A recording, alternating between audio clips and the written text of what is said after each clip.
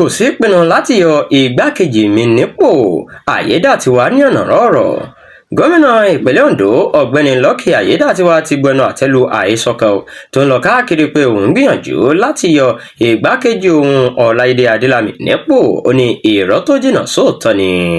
Ayédàtiwa ni wọ́n ti kọ́kọ́ búra fún gẹ́gẹ́ bí gómìnà ìpínlẹ̀ Ondo lẹ́yìn ikú gómìnà Rotimi Akeredolu ní ọjọ́ 27 oṣù kejìlá ọdún 2023 kó tó di pé òun àti Adélàmì jọ gbé igbá ìbò lọ́dún 2024 tí wọ́n sì wọlé.